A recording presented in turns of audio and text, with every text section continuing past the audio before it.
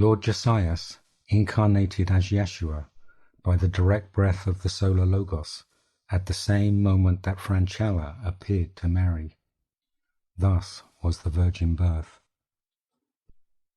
When Yeshua was 12 years old, he travelled to Britain with his great-uncle Josephus, the Arimathean, and was cared for by Josephus' sister Lydia.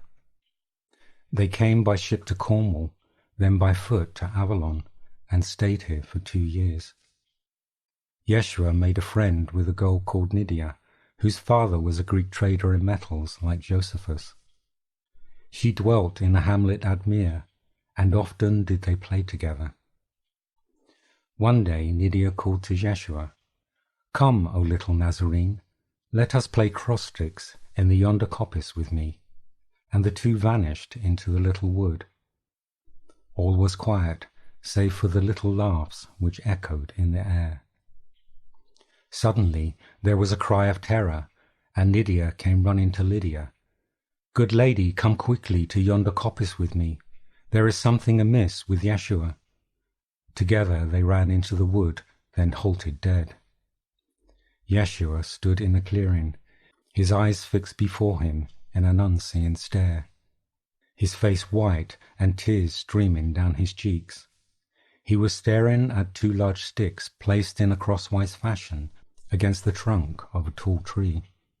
From his throat came little whimpers, interspersed with these words, "O my Father, let it not be.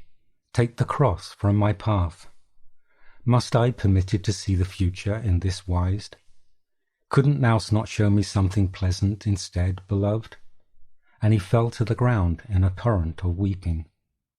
Whereupon did little Nydia clap her hands and cry in amazement, "Behold, God has heard thy words. Look upon the exquisite rosebush which has sprung into being where I placed the cross-sticks." Yeshua was aware of the Holy Grail within the Hill of Chalice, as it was the same essence as his solar being. He and Josephus built the wattle and doorhouse of prayer together before returning to Nazareth. At 16, he went to study with the Essene Brotherhood at their monastery in Helbon, Damascus, where he grew his long hair and beard. After studying with them for 2 years, he journeyed to Egypt.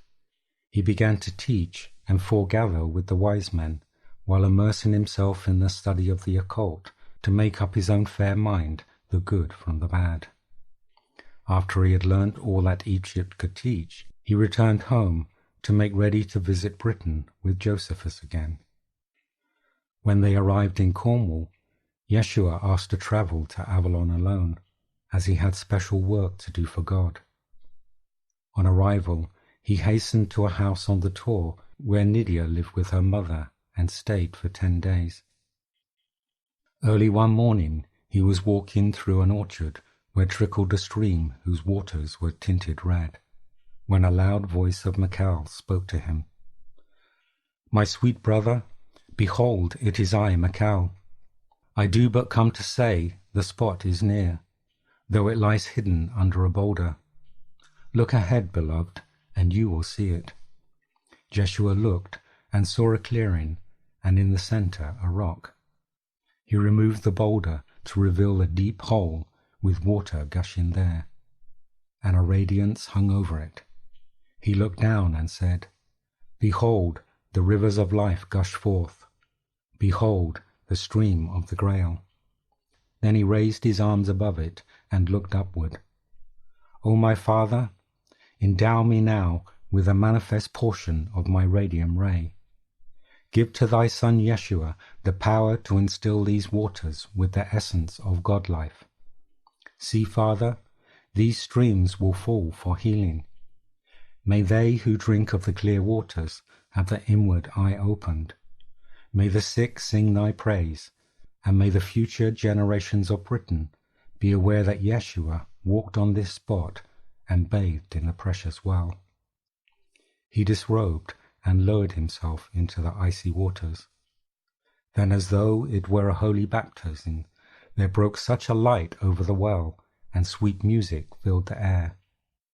When he emerged from the water, there floated on the surface a silvery cross in a circle, symbol of human pain enshrouded in the all-encircling love of God. For the next 10 years, Yeshua worked with Joseph as a carpenter until it was time to meet Johannes the Baptist in Galilee for his final mission.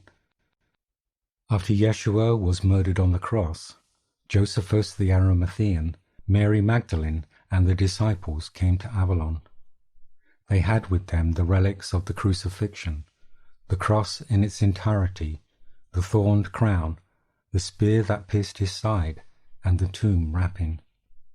They buried them 20 feet underground, and built monk cells around the wattle and doorhouse of prayer that Yeshua and Josephus had prepared.